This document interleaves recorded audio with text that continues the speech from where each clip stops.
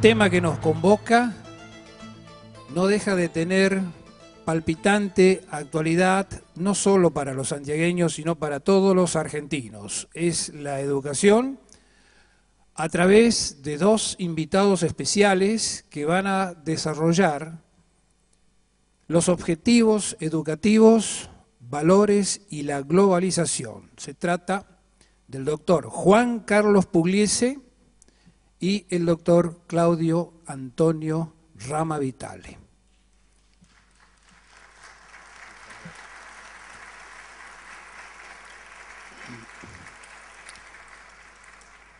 Quiero recordarles que en este caso, como es una disertación con dos invitados, cada uno hará su exposición y luego, como ya es habitual en este ciclo, pueden ustedes hacernos llegar por escrito las preguntas que deseen, haciendo hincapié, por supuesto, hacia qué, a cuál de los oradores va dirigida la pregunta.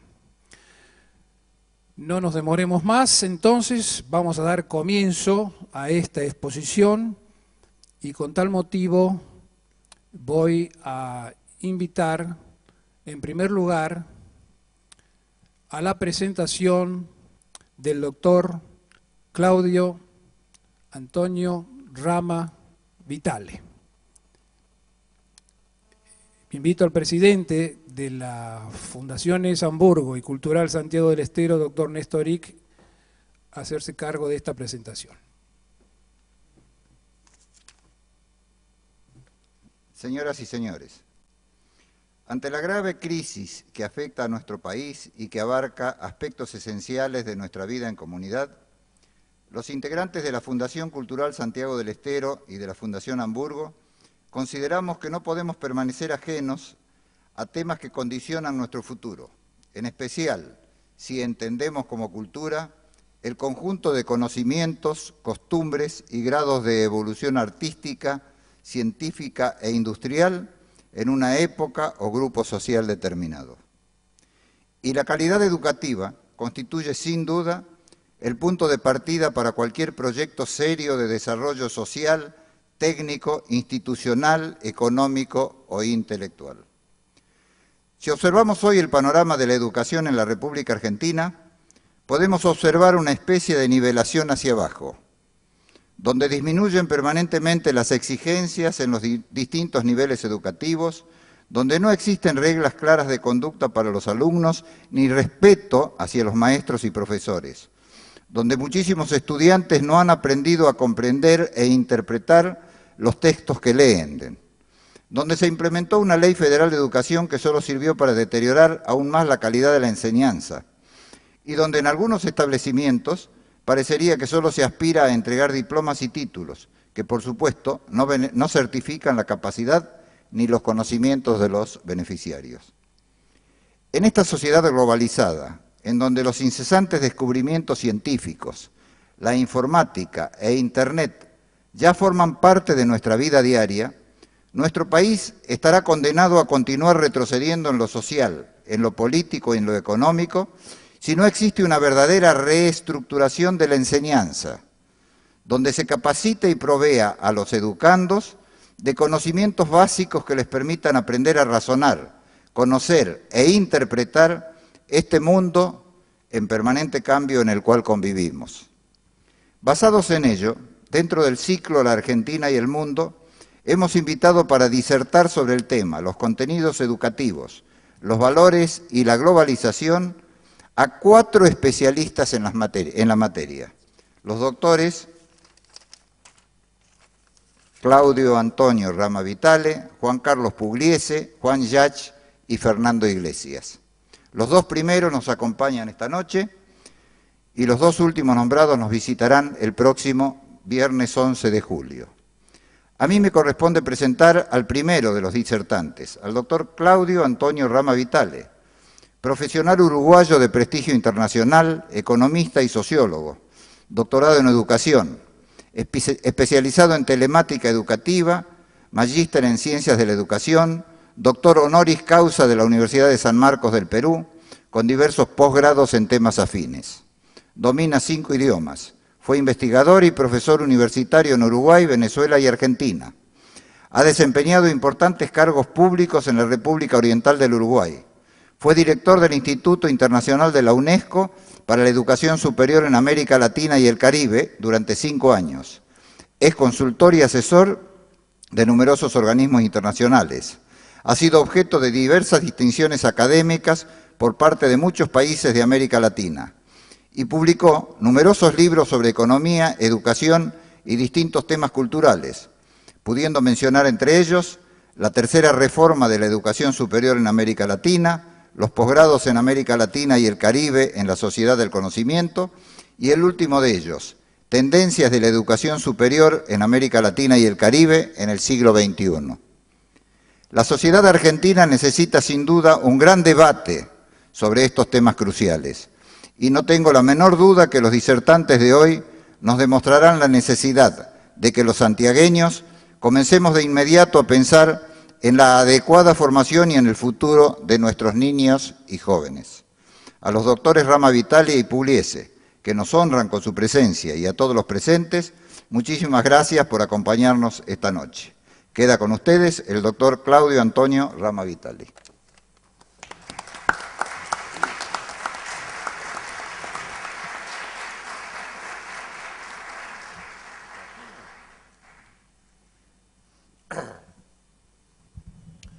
Buenas noches a todos. Es un placer estar aquí acompañando. Al mismo tiempo agradezco infinitamente a la Fundación, al doctor Ick, que nos haya invitado. Es siempre una maravillosa oportunidad no solo confrontar ideas, sino al mismo tiempo poner en debate y en discusión algunos de los nuevos escenarios que acongojan y presentan los desafíos de la educación y los desafíos de cada uno de nosotros de cara al futuro. ¿Qué es lo que uno ve que está pasando en el mundo? No uno como especialista, como investigador. Cada uno de nosotros sabemos claramente que el mundo está entrando en una nueva fase, en un nuevo escenario de su desarrollo societario.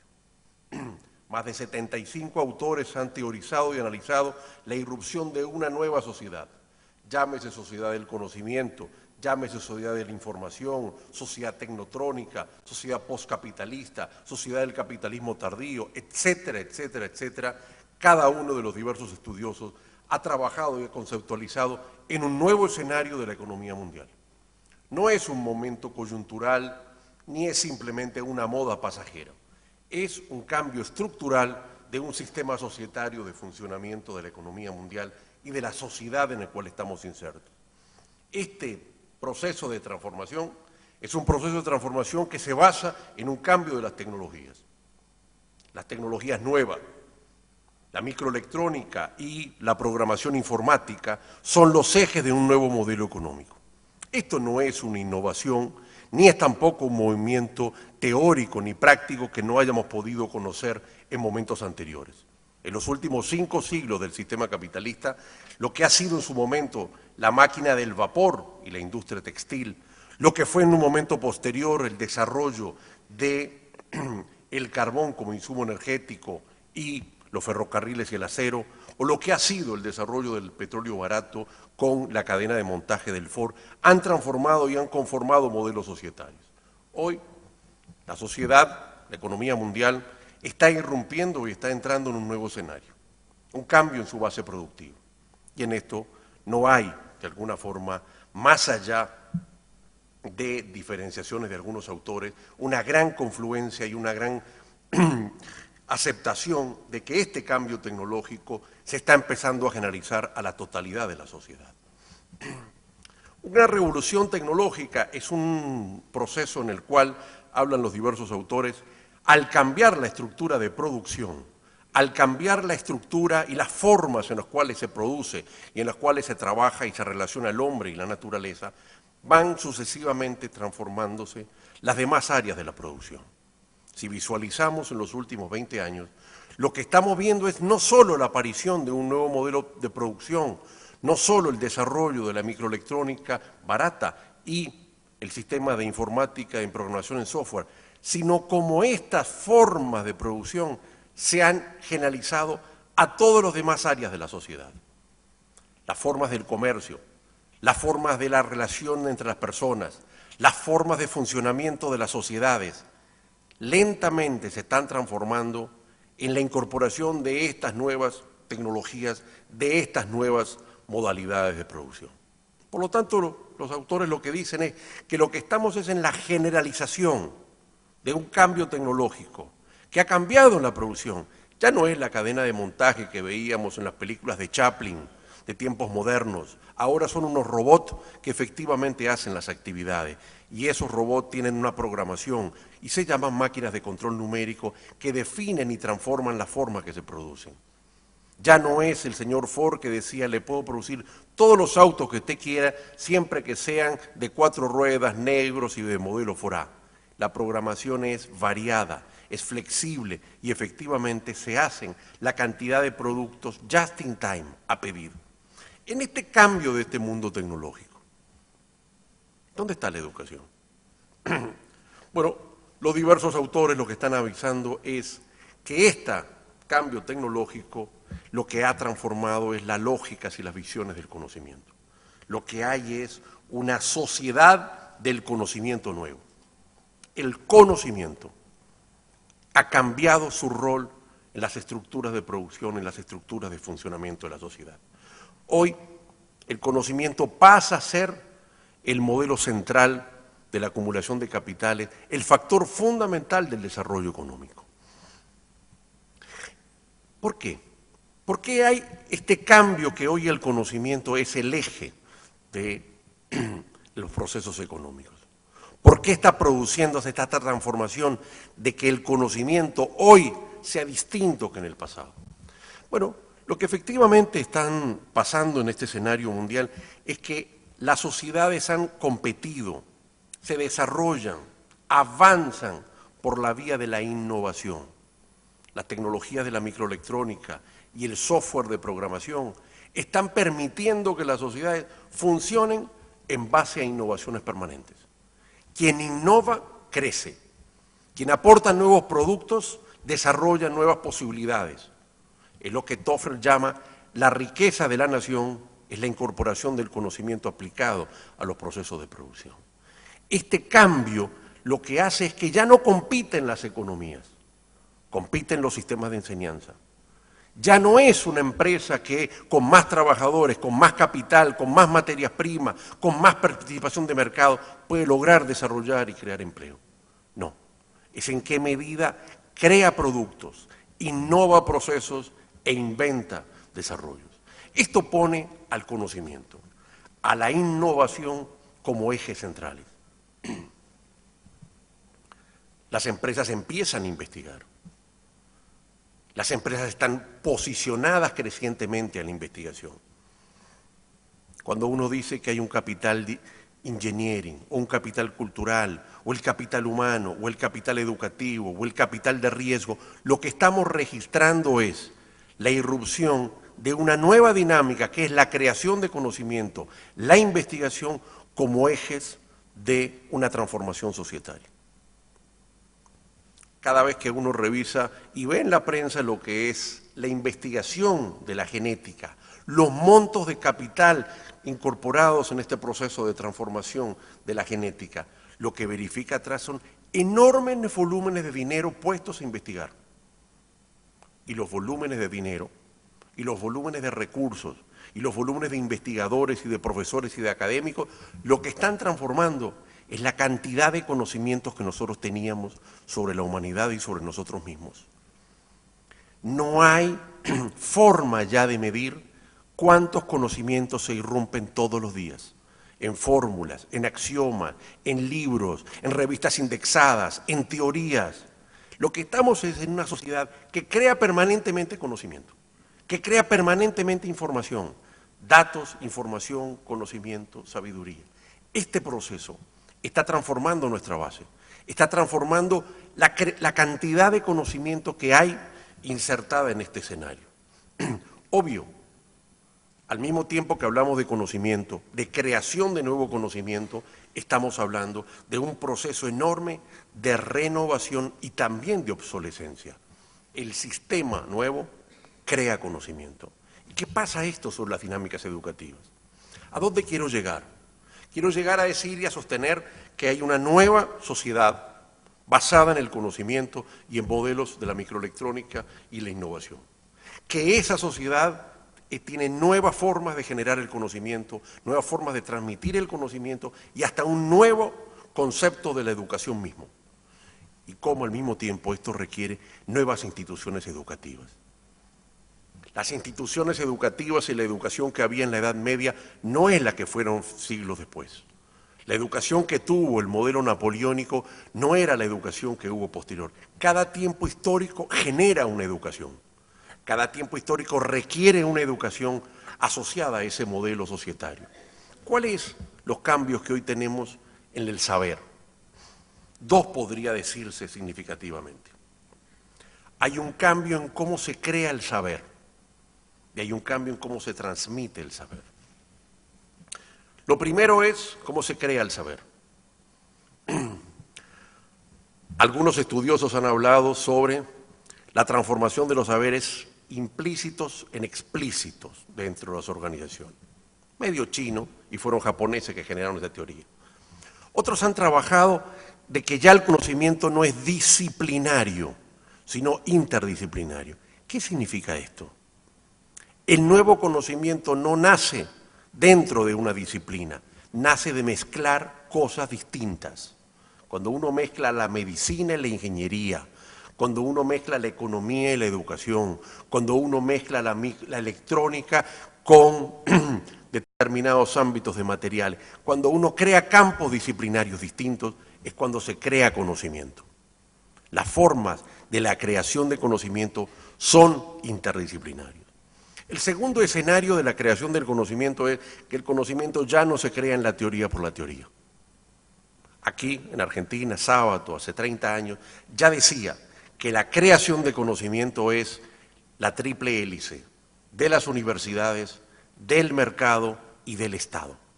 No se crea conocimiento para luego llevarlo a que otros lo puedan utilizar. El proceso de creación de conocimiento, eso que hoy son los parques tecnológicos, las incubadoras de empresas, esos procesos de creación de laboratorios entre el sector público y privado, la academia y las instituciones, es un proceso integrado donde la institución y la creación de saber no está fuera de la aplicación. En este sentido, de alguna forma, estamos viendo una enorme multiplicidad de procesos de cómo se crea el conocimiento. Y al mismo tiempo, ¿cómo se transmite el conocimiento? Es posible que con este volumen de información los docentes puedan saber algo para transmitirlos al interior de una aula a unas personas que supuestamente no saben.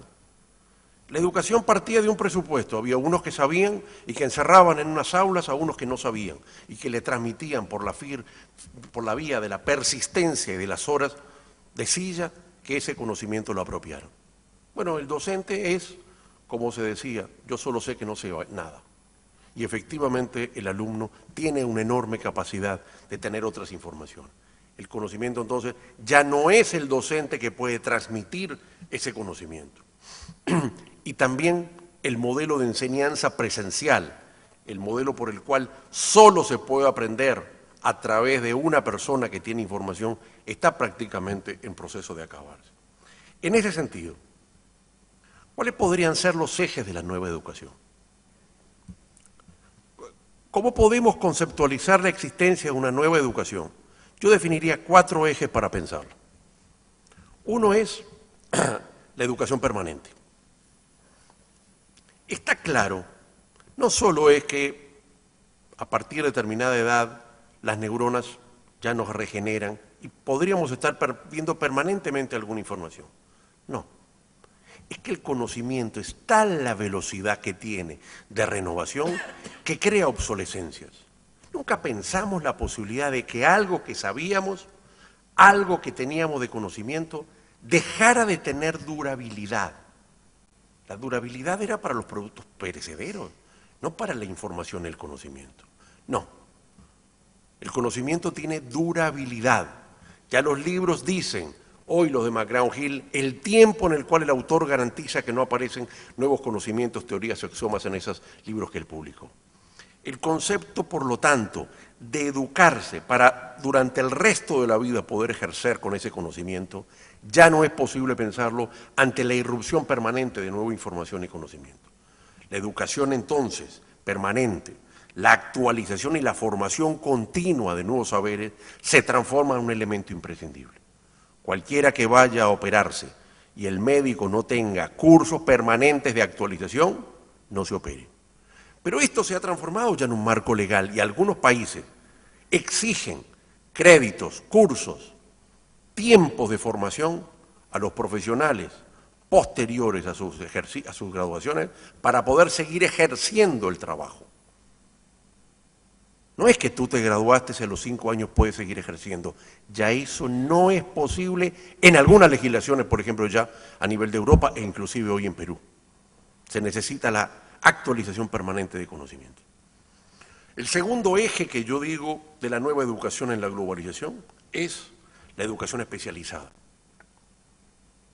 Este enorme volumen de conocimiento, hoy, que apenas podría entrar en un CD, hace 400 años entraba solo en 12 tomos, el diccionario de d'Alembert y Diderot, el diccionario de la Real Academia Francesa, eran apenas 8 o 10 tomos.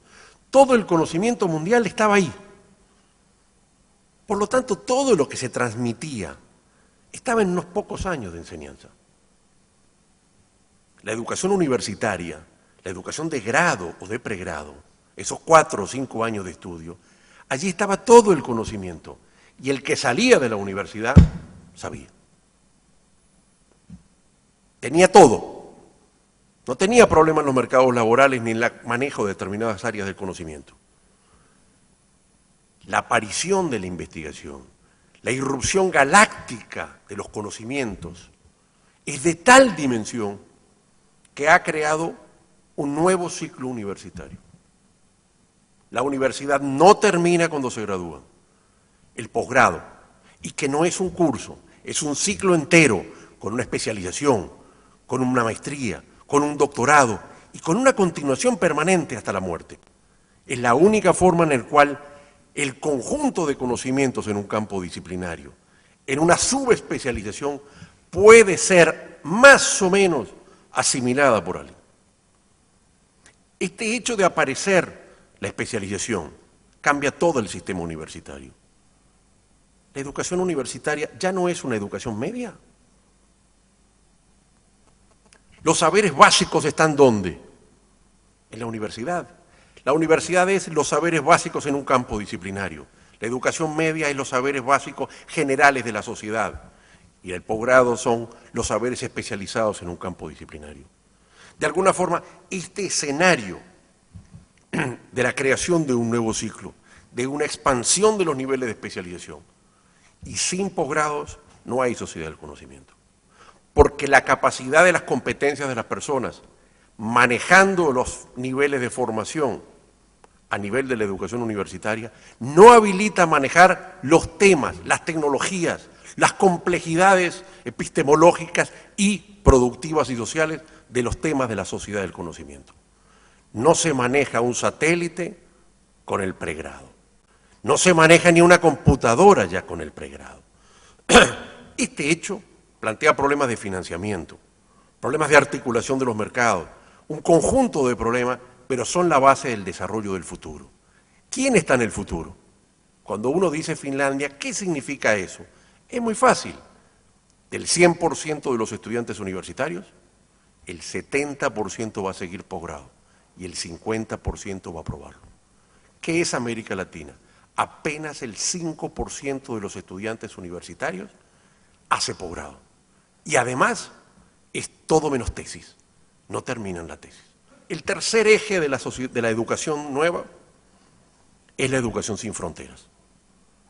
Nosotros vivimos y concebimos una educación nacional. La pertinencia era nacional, el empleo era nacional, el currículum era nacional, los estudiantes y los docentes eran nacionales. La educación, toda era nacional. Hasta la matemática se discutía si era nacional o no era nacional. ¿Es este el escenario del mundo real?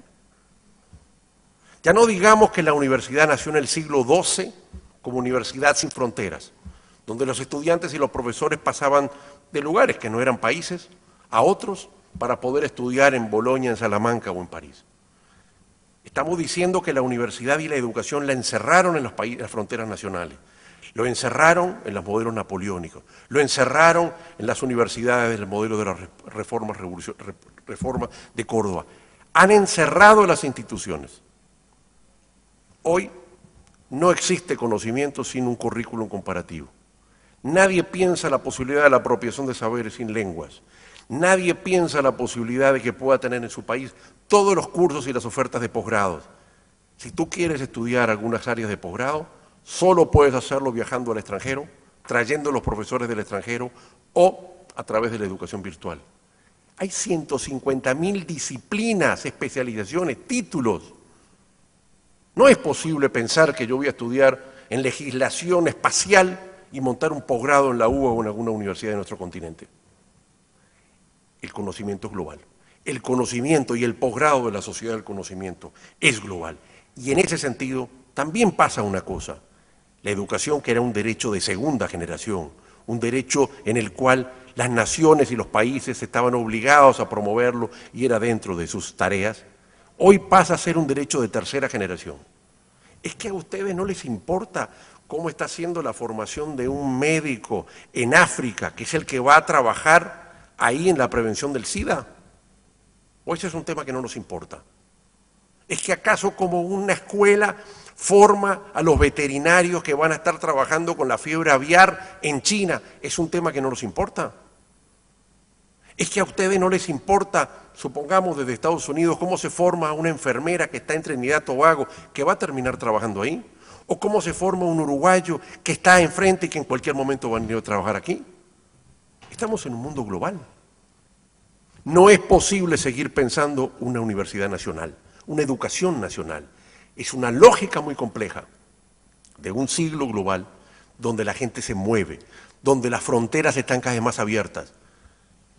Desde hace 15, 20 años los países, un poco más o un poco menos, están en una desgravación arancelaria, en una apertura. Los países están abiertos, los mercados se mueven, la gente viaja, el conocimiento es global.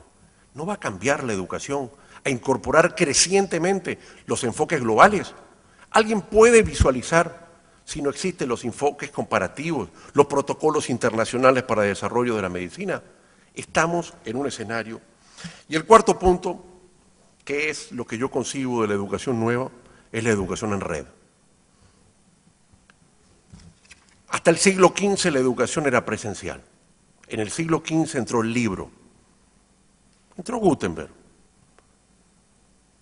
Gutenberg no solo fue la polémica de la transformación de la Iglesia, y las imprentas de Gutenberg eran el instrumento de los luteranos para pelear en aquel momento con la Iglesia. No, Gutenberg cambió el mundo y cambió la educación. No existe proceso de enseñanza sin el libro. Más aún, hoy criticamos que el docente lo que hace es repite y sigue el libro. El seminario de Humboldt, el nacimiento de los doctorados en Alemania, es el trabajar con un libro, el discutir con un libro, porque los conceptos y las categorías se expresan, se analizan, se maduran, se mastican en la escritura y en el libro. El libro es parte del proceso de enseñanza. ¿Qué es el libro? Es una industria cultural metida en el proceso de enseñanza. Claro, no tiene interacción, está fuera del aula. Hoy, el cambio de la digitalización, la convergencia digital, lo que ha creado es una nueva industria cultural, Internet. Eso está en las bases de lo que planteaba al comienzo del nuevo modelo tecnológico, que es la microelectrónica y el software.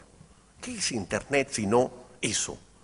Microelectrónica y software de programación. Estamos en ese escenario, en un complejo proceso.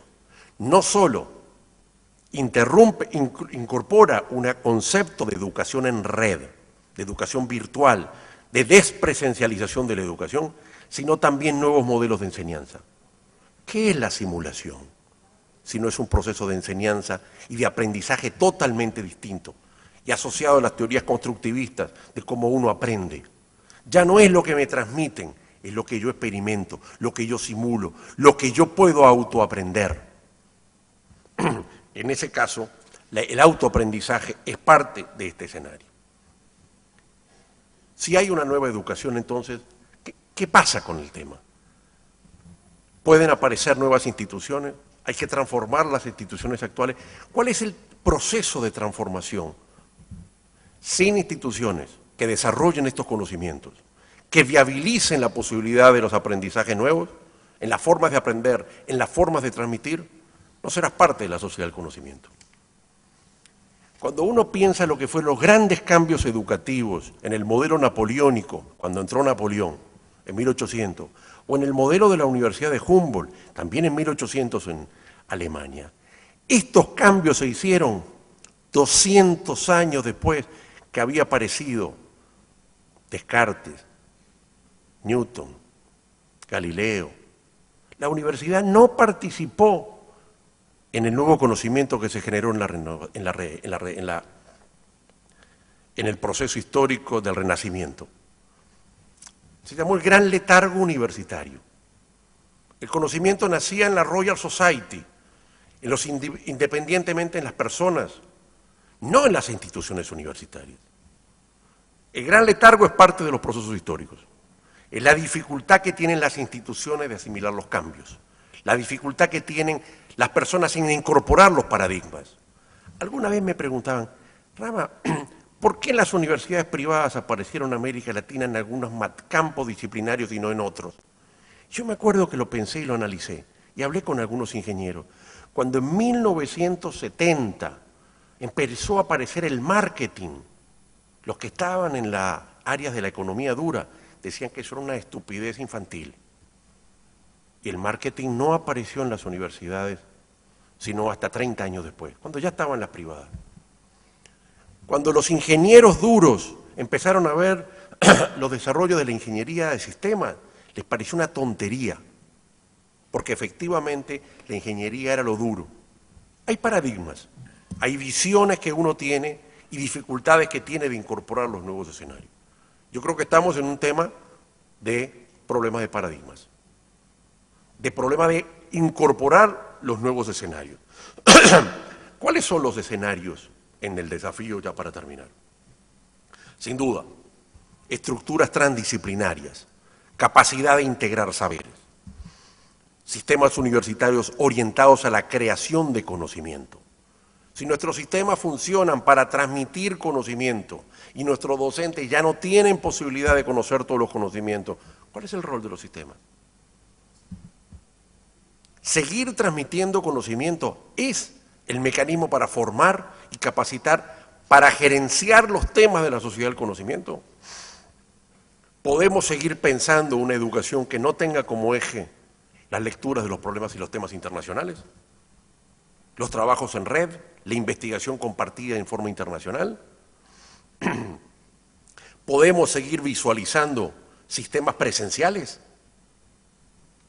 Es posible pensar que la masificación del acceso a la educación para todos realmente y de igual calidad se haga presencialmente. En la década del 40, algunos estudiosos discutían, y fue la escuela de Frankfurt, que era aceptar o rechazar los medios de comunicación de masas culturales, porque la cultura se iba a banalizar. Y la discusión era aceptar la radio, la televisión, la industria del disco. ¿Podríamos vivir hoy sin eso? ¿Podríamos pararnos ante un espectáculo y decir, perdón maestro, repita por favor el concierto, que yo me dormí un minuto? Como hacían los reyes en el siglo XVII. ¿O tenemos los discos? ¿Podríamos decir, echar para atrás? Bueno, la digitalización, la microelectrónica, las redes, la sociedad en red del acceso, nos pone este nuevo escenario. Las reformas son sin duda el elemento fundamental. La capacidad de las instituciones de reingeniería. ¿Cuáles son algunas? Para poner muy rápidamente. De universidades docentes a universidades de investigación. Aún inclusive de universidades docentes de pregrado a universidades docentes diferenciadas, de educación continua, de educación de posgrado, de educación internacional, de universidades profesionales a universidades científicas, sin lugar a dudas, de universidades separadas a universidades articuladas. En Brasil le llaman isoladas, las universidades isoladas, porque es solo una facultad.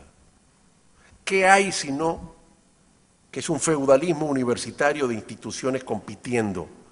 ¿Acaso esto es un sistema de salud? Un sistema como es, por ejemplo, el sistema de salud, en el cual las instituciones están integradas. ¿Qué es un sistema de salud? Me duele el dedo, voy a la policlínica de barrio. Si efectivamente el tema es más complicado, me derivan, y así sucesivamente. ¿Es acaso la educación articulada de universidades sin evaluación o autoevaluadas a universidades que se evalúen? Y, sin lugar a duda, también de universidades nacionales a universidades internacionales. Sin lugar a duda, lo que hay son cambios de paradigmas. Ingresar a los escenarios del futuro es complejo. Hay incertidumbre, hay riesgos, y los desafíos son siempre difíciles de encontrar ante las estructuras que limitan. La educación del futuro, sin lugar a dudas, no va a tener los niveles de autonomía. La educación del futuro, sin lugar a dudas, no va a tener los sistemas de homogeneidad y va a ser más flexible. La universidad del futuro probablemente ya no pueda financiarse solo con los presupuestos. La universidad del futuro probablemente no sea solo presencial, será multimodal, y la universidad del futuro probablemente no sea solo nacional, sino que será internacional. Lo único fundamental es la capacidad de América Latina de hacer las reformas. Si algo nos separa de África, no es porque tenemos más vacas, más soja, más petróleo o más granos de algún producto, sino porque hemos logrado articular al conjunto de América Latina una capacidad de construcción de las clases medias, una capacidad de construcción de la abstracción intelectual, una capacidad de desarrollo de competencias y de conocimientos. Esto funcionó muy bien, sin lugar a dudas, pero en los últimos 30 años el rezago es monstruoso. No hay forma que no lo podamos tapar, el sol no se tapa con un dedo. El rezago que estamos teniendo como sociedades, y ya no es mi país Uruguay, donde viajé a Venezuela, donde estoy ahora Argentina, o donde voy mañana para México. Es un rezago global de la región, cuando la comparamos con lo que está pasando en Asia o en Europa. De alguna forma, al final es nuestros sistemas educativos, nuestras formas de ver el conocimiento, nuestras formas de crear el conocimiento, donde están los desarrollos de la sociedad.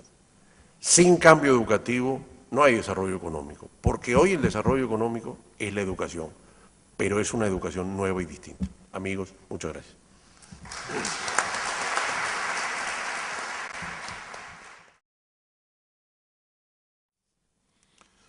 Señoras y señores, buenas noches. En nombre de la Fundación Hamburu y en el carácter de rector de la Universidad Nacional de Santiago del Estero, tengo el honor de presentar esta noche a una figura distinguida de la cultura y la educación de nuestro país. Se trata del doctor Juan Carlos Pugliese, quien fue rector de la Universidad Nacional del Centro de la Provincia de Buenos Aires, presidente de la Comisión Nacional de Evaluación y Acreditación Universitaria, CONEAU, y también secretario de Estado de Política Universitaria del Ministerio de Educación, Ciencia y Tecnología de la Nación entre los años 2002 y 2005. Es autor de numerosas publicaciones, entre las últimas se encuentran Educación Superior, Bien Público, Bien de Mercado, la Agenda Universitaria, Propuesta de Políticas Públicas para Argentina y los desafíos de la Universidad Argentina entre hombres. Un hombre comprometido con el vínculo entre la universidad y la sociedad para consolidar una universidad progresista, formadora e innovadora y, a la vez, ejecutora de acciones que tienden a dar solución a los problemas de la sociedad. Es un importante propulsor del compromiso institucional de las universidades orientadas al progreso socioeconómico de la región, en el marco de un desarrollo sustentable y al servicio del hombre y su medio. Fue un defensor de la continuidad de un gran proyecto de universidad superador dinámico que parte de una visión regional e integradora como respuesta a los desafíos sociales y económicos del siglo XXI, es decir, el Grupo de Universidades Nacionales del Norte Grande Argentino, el que él calificó en diciembre del año 2003 en la Universidad de Jujuy, en un marco de unas reuniones plenarias, como la iniciativa más grande de convergencia que existe en el sistema universitario argentino y además altamente productiva. En este momento le estaba impulsando todas estas acciones desde la Secretaría de la Política Universitaria. También con su ayuda se trabajó en los programas de articulación de los ciclos básicos comunes de la carrera de Ingeniería y de Ciencia Económica de la región del Norte Grande Argentino, y se trabajó muchísimo también en varias jornadas de extensión universitaria y también con los parques tecnológicos y la vinculación tecnológica a través de la unidad de vinculación tecnológica de la Universidad Argentina. Tengan ustedes la seguridad de que todo lo que esta noche expondrá será para beneficio de la educación en Santiago del Estero, donde seguramente también estará delimitada de forma clara y precisa su opinión, que será de gran utilidad en este momento que vive el país. Sin duda, el auditorio sabrá captar el mensaje del nivel y la representatividad de este profesional, que será motivo de gran expectativa y regocijo. Queda con ustedes para que lo escuchemos con sumo interés el doctor Juan Carlos Pugliese.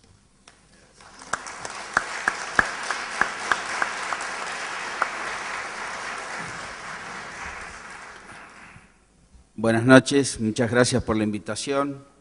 Agradezco a la Fundación Hamburgo, que ha tenido este marco tan importante en una convocatoria que no es usual encontrar cuando uno recorre distintos lugares del país, que estemos todos compartiendo reflexiones sobre la educación. Yo creo que los aportes del doctor Claudio Rama han sido muy significativos y me van a ahorrar alguna presentación respecto de cómo es el fenómeno de la globalización, es decir, la fijación de reglas a escala global que han transformado al mundo en una nueva era y donde la educación tiene un valor tan importante.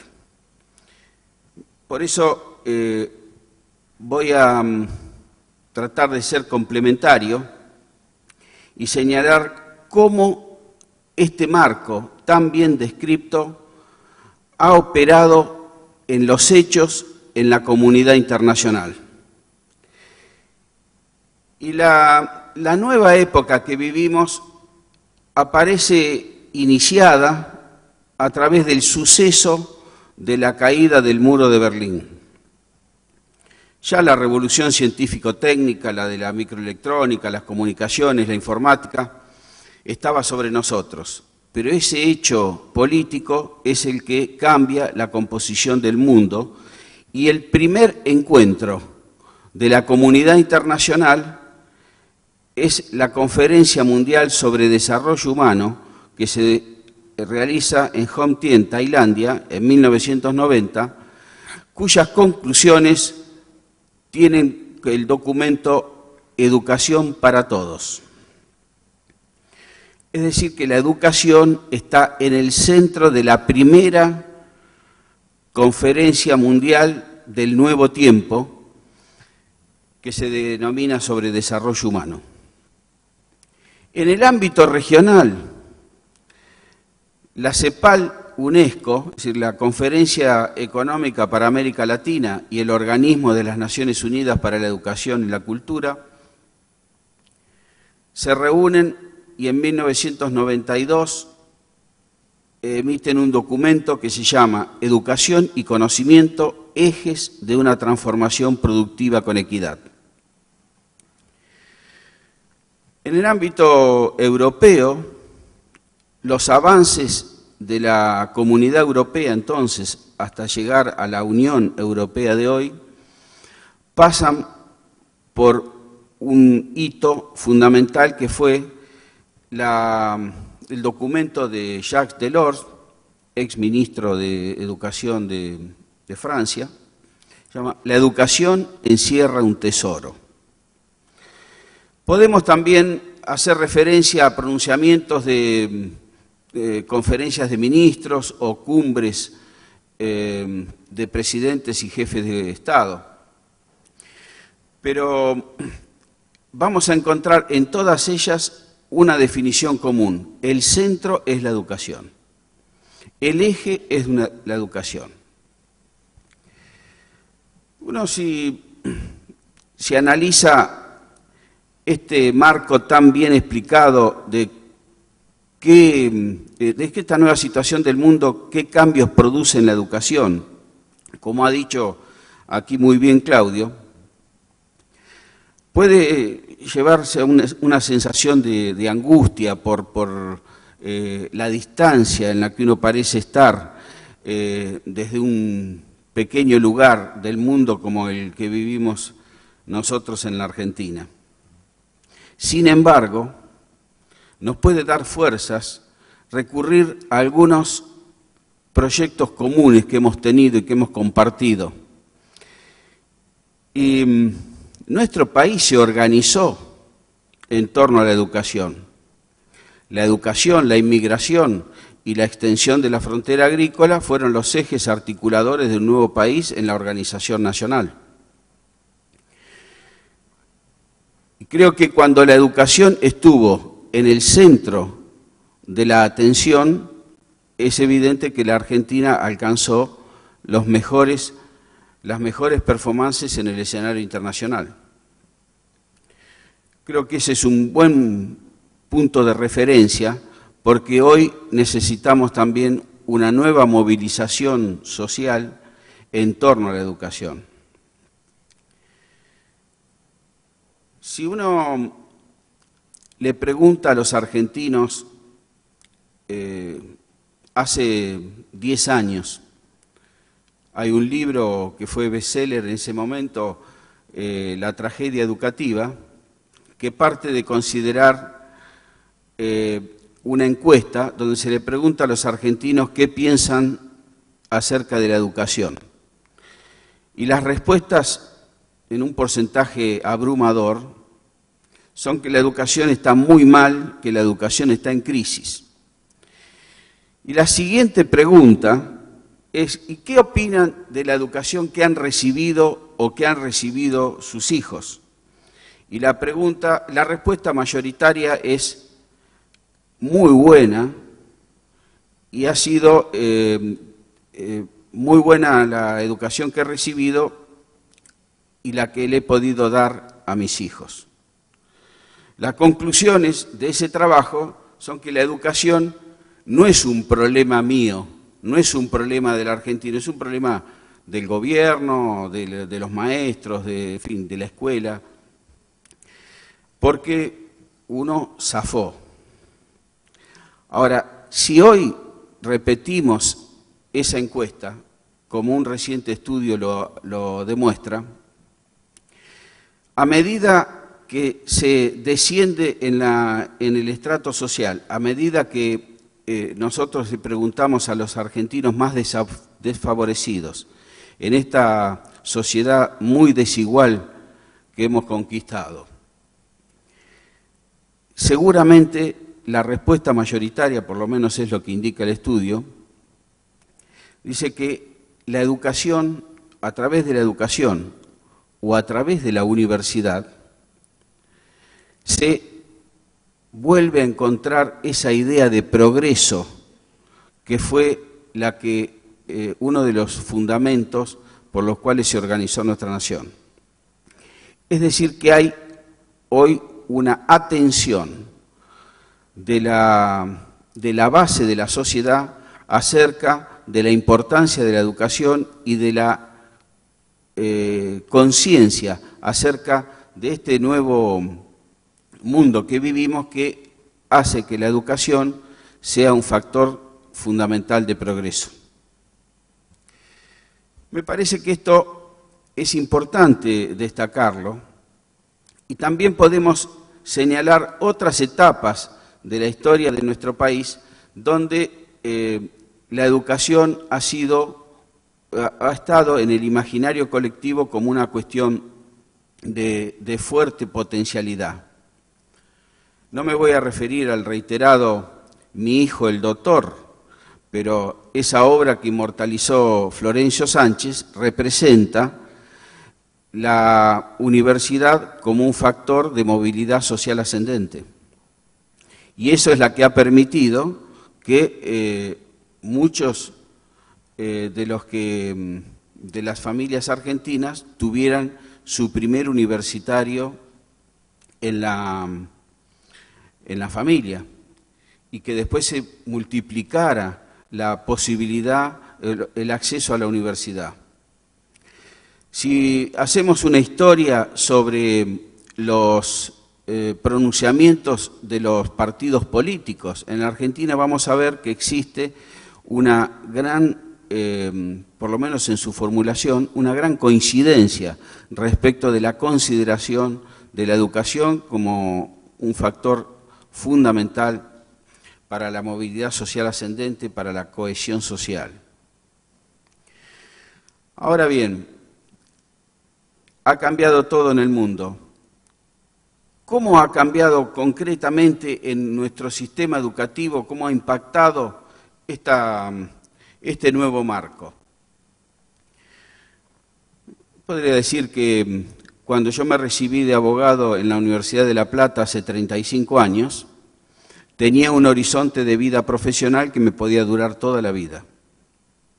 Seguramente hoy los que egresan en cualquier carrera, los que egresan de la universidad, no van a tener ese horizonte profesional, sino que van a tener que cambiar varias veces de trabajo, y para lo cual van a tener que volver a la universidad, como muy bien se decía, porque hoy la educación es permanente, es para toda la vida, y además porque el mercado de trabajo está desestructurado o está estructurado sobre otras bases, que es preciso articular con la universidad.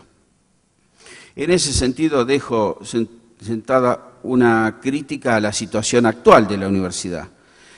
El dato que nosotros tenemos en la universidad es que la Universidad Argentina tiene una muy buena tasa de admisión en relación a la franja etaria que corresponde para ingresar a la universidad. De 18 a 24 años tiene una tasa respecto del grupo etario del 27%, y respecto del conjunto de la población del 12,7%. Son tasas similares a la de los países de Europa. Sin embargo, se produce una gran deserción, sobre todo en los primeros años.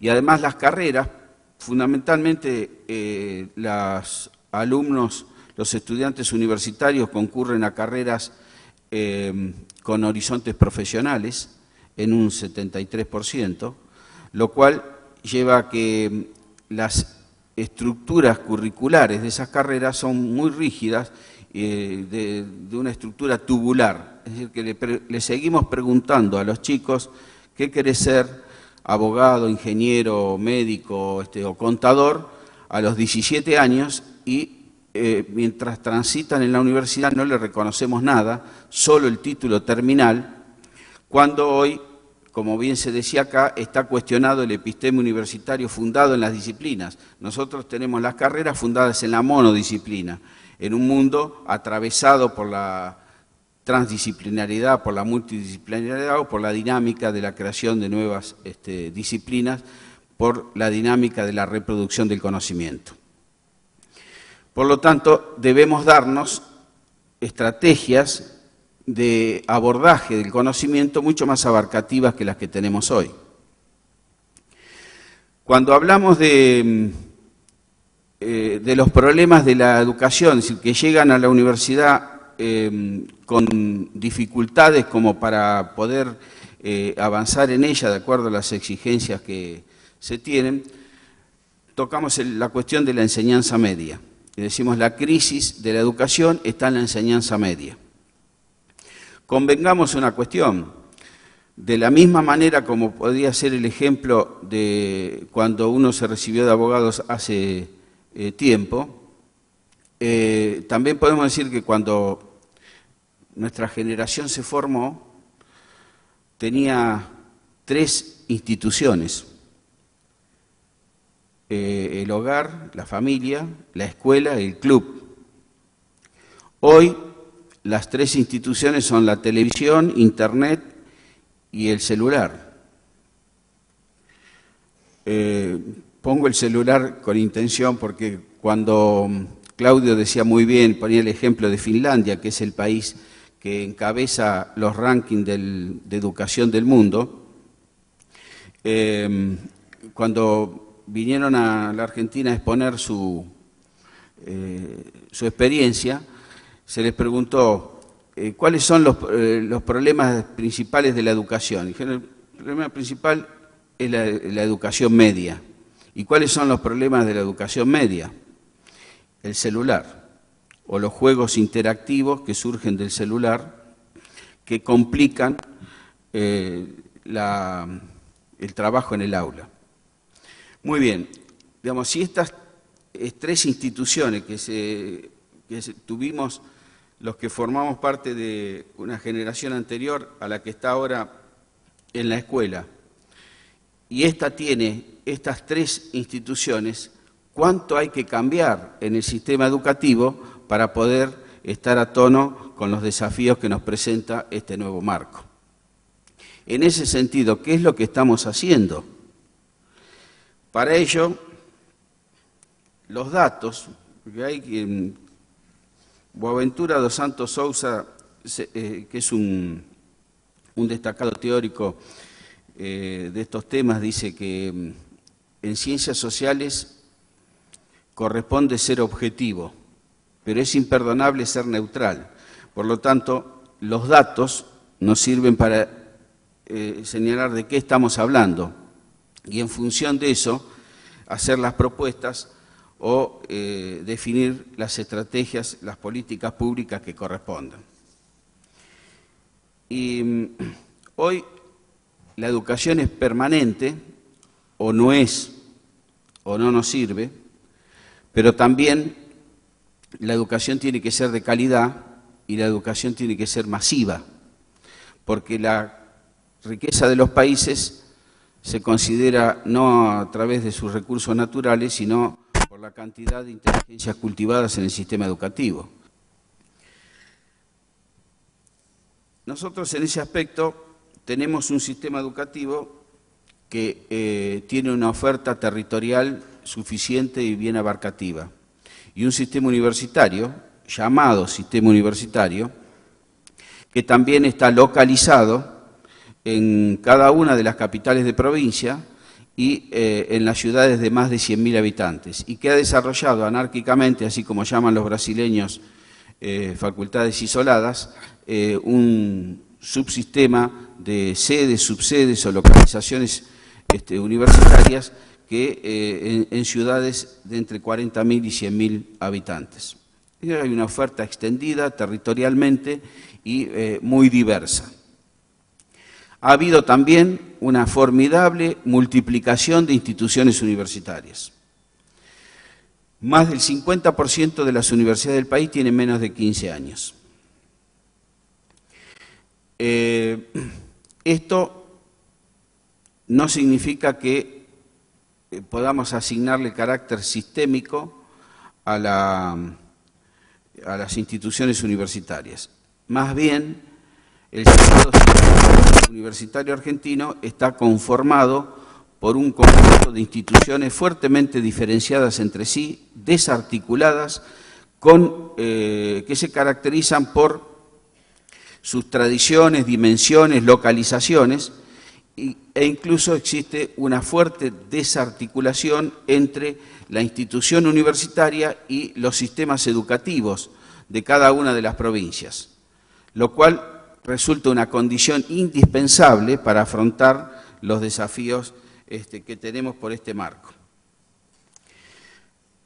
En los últimos años nos ha dado un cambio total en la concepción de las relaciones entre la educación, el Estado y la sociedad. Y eso es una manifestación de ello, es los cambios que han habido en la legislación educativa. La Argentina se dio una legislación educativa completa en la década pasada y en esta década, entre los años 2004 y 2006, se cambió toda la legislación educativa menos la Ley de Educación Superior, que está en proceso de debate para su reforma.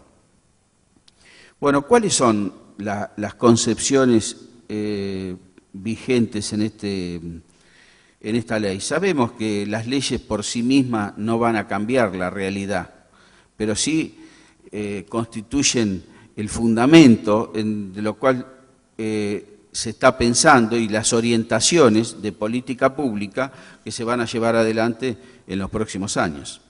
En ese sentido, la legislación actual es se innova respecto de las modalidades de la legislación anterior y es una legislación sujeta a metas. Si uno mira la ley de los 180 días obligatorios, de clase obligatorios, que ya estaba en la Ley Federal de Educación, o la Ley de Educación Profesional Técnica, que no estaba en la Ley Federal de Educación como una omisión deliberada, o la Ley de Financiamiento Educativo, que ya estaba en la Ley Federal de Educación porque ahí se pretendía pasar, como consecuencia de un acuerdo en el Congreso Pedagógico, del 4% al 6% en términos de Producto Bruto en cuanto a inversión educativa total, nación-provincias.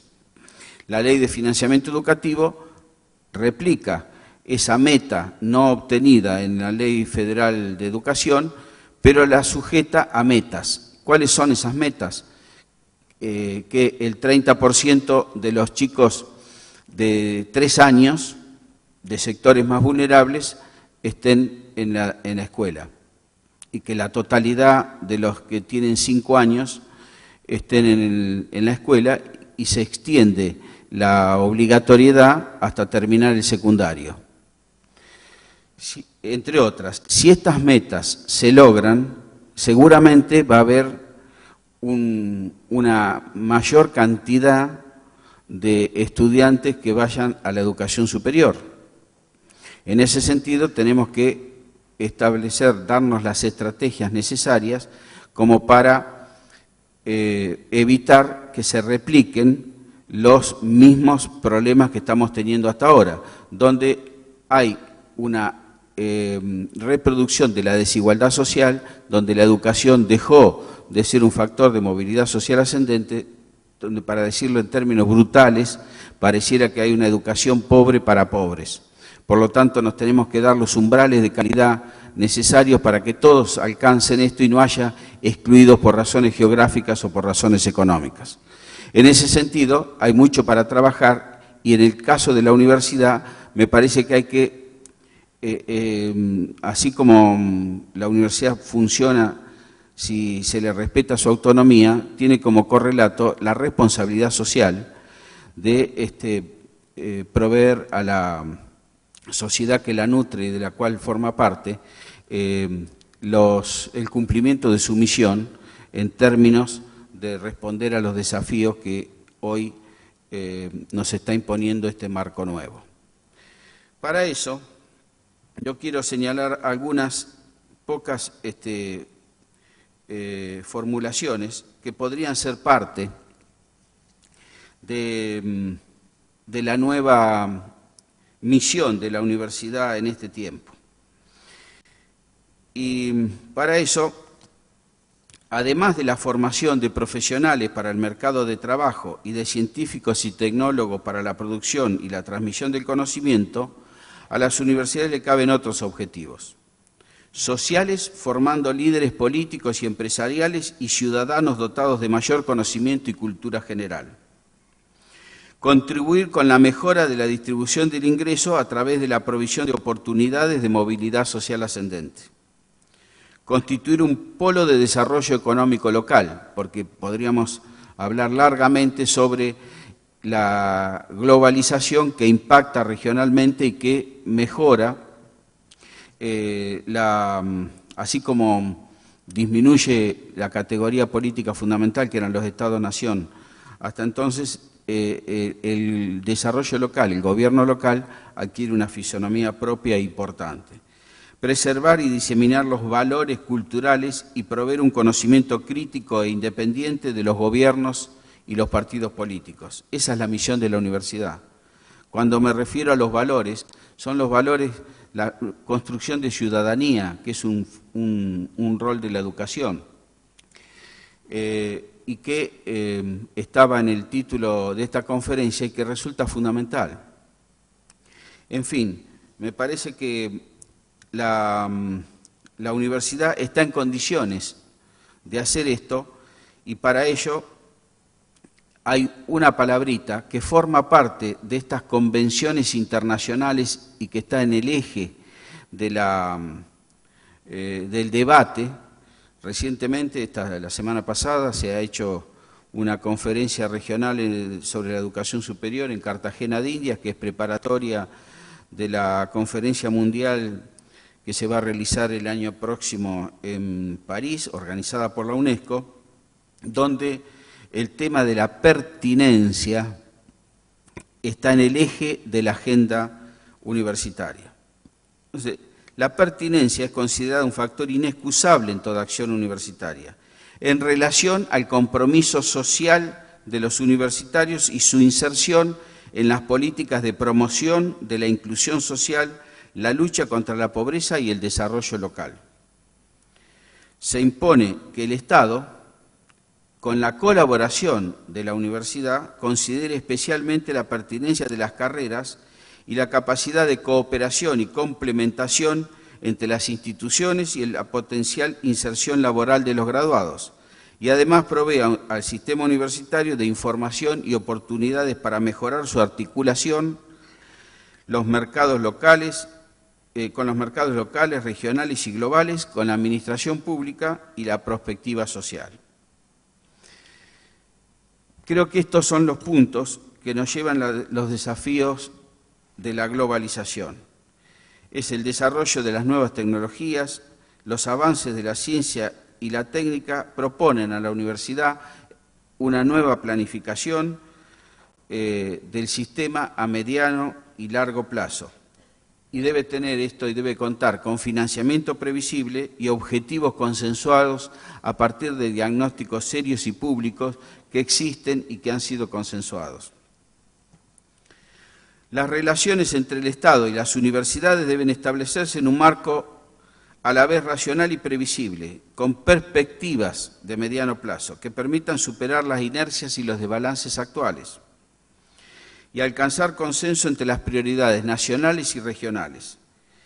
Esto es lo que se propone para justamente articular, para desrigidizar el sistema o para flexibilizarlo y para encontrar los canales de comunicación, los trayectos comunes que nos permitan responder a estos desafíos de la globalización.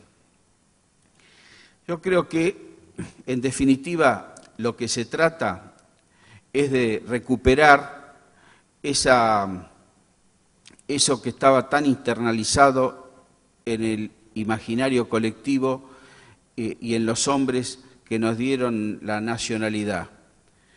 Tenemos que recrear los principios que conformaron la educación y que están plasmados en la famosa y nunca bien ponderada Ley 1420.